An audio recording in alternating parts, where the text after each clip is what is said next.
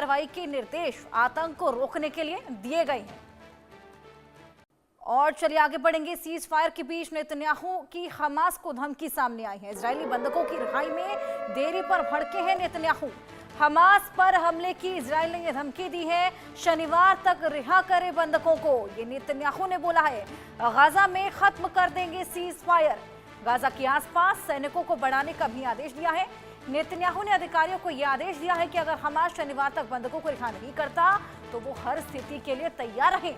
Netanyahu ने Hamas की धमकी को लेकर मंगलवार को अपनी सुरक्षा कैबिनेट के साथ 4 घंटे लंबी बैठक की थी। अब आप अंदाजा लगा सकते हैं कि अगर बैठक 4 घंटे लंबी थी तो क्या कुछ बातचीत और कितनी लंबी बातचीत यहाँ पर गाजा को लेकर हुई होगी। नेतन्याहू ने सीजफायर को लेकर यह धमकी दी है। इजरायली बंधकों की रिहाई में जो देरी हुई है उसको लेकर भड़के हैं और हमले की इजरायल जो धमकी है उसको लेकर शनिवार तक रिहाई को भी कहा है। रिहा करे बंधकों को। सीजफायर के बीच नेतन्याहू की हमास को यह बड़ी धमकी। रिहाई में देरी पर भड़के हैं और साथ ही ये कहते हैं कि हमास पर हमले की इजरायल को धमकी देते हैं। शनिवार तक सभी बंधकों को रिहा करें ये बात और गाजा में खत्म कर देंगे सीजफायर। नेतन्याहू का ये बेहद बड़ा बयान, हमास को ये बहुत बड़ी चेतावनी। जो युद्ध विराम फिलहाल चल रहा है कहीं ये टूट ना जाए।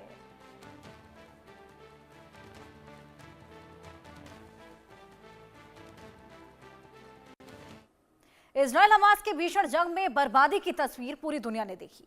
15 महीने के युद्ध में गाजा तबाह हो गया। हजारों लोग मारे गए, अरबों का नुकसान हुआ।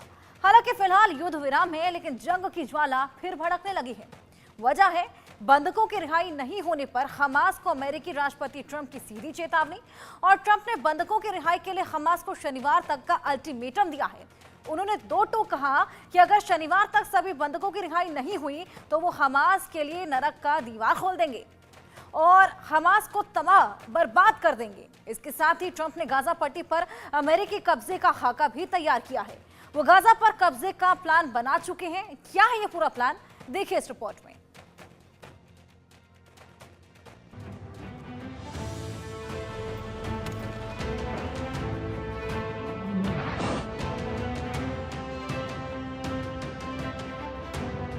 हमास के ठिकानों पर बारूदी बवंडर उठेगा।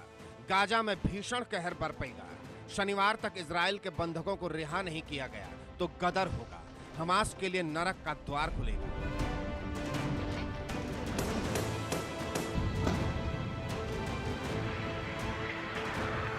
हमास को यह खुली चेतावनी दुनिया के सबसे शक्तिशाली मुल्क के बॉस डोनाल्ड ट्रंप की है, जिन्होंने ऐलान कर दिया है कि गाजा में बंधक बनाकर रखे गए सभी 73 लोगों को शनिवार दोपहर तक रिहा नहीं किया तो वो हमास के लिए नरक के दरवाजे खोल देंगे।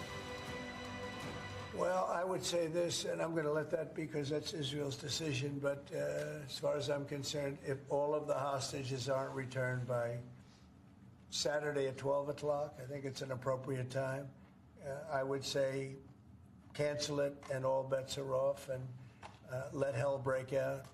I'd say they ought to be returned by 12 o'clock on Saturday, and if they're not returned, all of them, not in drips and drabs, not 2 and 1 and 3 and 4 and 2. Saturday at 12 o'clock, and after that, I would say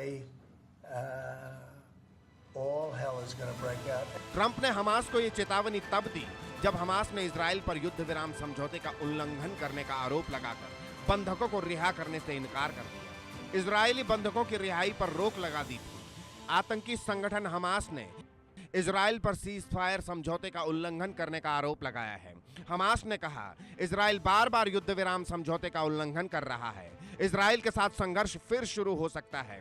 Hamas ने कहा कि उसने ये फैसला अगली निर्धारित बंधक रिहाई से 5 दिन पहले लिया है ताकि मध्यस्थों को इजराइल पर अपने वादे को पूरा करने के लिए दबाव डालने और वक्त पर रिहाई सुनिश्चित करने का समय मिल सके। दरअसल पिछले महीने युद्ध विराम लागू होने के बाद से एक समझौते के तहत हमास इजरायली बंधकों को रिहा कर रहा है, जबकि इजराइल भी फिलिस्तीनी कैदियों को छोड़ रहा है। लेकिन अब जब हमास ने इजरायली बंधकों को रिहा करने से इनकार कर दिया है तो एक बार फिर विनाशकारी युद्ध की आशंका बढ़ गई है।